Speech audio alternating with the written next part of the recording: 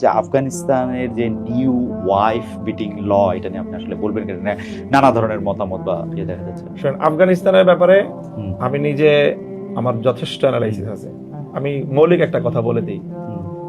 আফগানিস্তানে তারা যেই মানে প্রসেসিংটা ফলো করছে সেটা হলো কোরআন সুন্নাহকে শতভাগ তারা অনুসরণ করছে। এটা হলো কাজী আফগানিস্তানের যে কোনো ল, যে কোনো আইনের ব্যাপারে যদি কেউ প্রমাণ করতে পারে যে না এটা কোরআন হাদিসে নাই,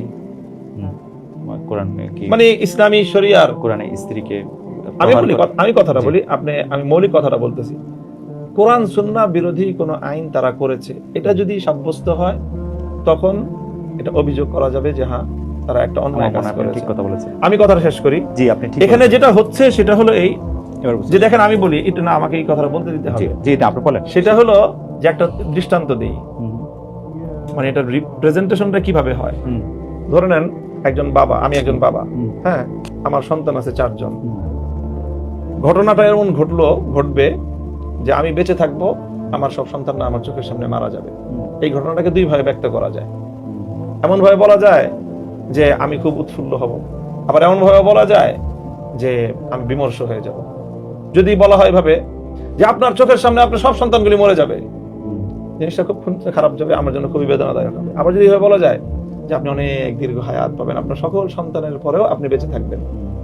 এখানে মিডিয়ারা যে কাজটা করে আফগানিস্তানের ব্যাপারে, যে আইনটার ব্যাপারে এখানে মিডিয়া অপপ্রচার চালাচ্ছে, পশ্চিমা মিডিয়া সরাসরি যারা 20 বছর আগ্রাসন চালিয়েছে প্রত্যক্ষভাবে, এখন সেই আগ্রাসনে তারা পরাস্ত হয়ে এখন তারা এইভাবে অপপ্রচারের মাধ্যমে তাদেরকে ঘায়াল করার চেষ্টা করছে।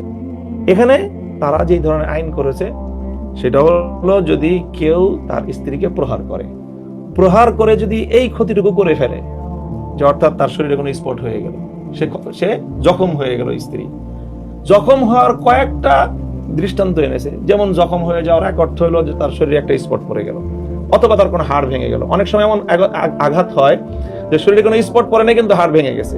আমাদের ডিবিতে যেটা দেওয়া হয়, ডিবিতে রিমান্ডে দেওয়া হয়, তা আমরা দেখেছি চোখে যে উপরে দিয়ে কোনো স্পট নাই কিন্তু ভিতরে হাড় ভেঙে যায়।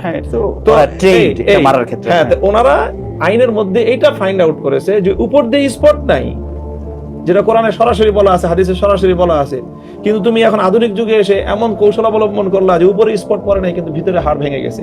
তারা আইনের মধ্যে সেটাকেও কভার করেছে যে উপরে স্পট না পড়ে যদি হাড়ও ভেঙে যায় তাও তুমি পানিশমেন্ট পাবা, সেই পানিশমেন্ট যেটা যদি হাড়ও ভাঙে নাই, কোনো স্পটও পড়ে নাই, তার অর্থ হলো মৃদু আঘাত। সেটা করতে পারবে না, সেটা করতে পারবে সেটা না। আপনি যদি বলেন যে মৃদু আঘাত করলে একজন মানুষকে সেই শাস্তি দিবেন, যে আপনি যদি একজন মানুষ আপনাকে খুন করে ফেললো আর একজন আপনাকে আঘাত করলো, দুইটা শাস্তি কি এক সমান হবে?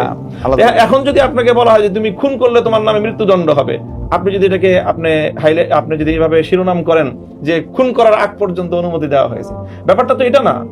সেখানে তারা দণ্ডবিধি করেছে, দণ্ডবিধির মধ্যে অপরাধের মাত্রা শনাক্ত করা হবে না।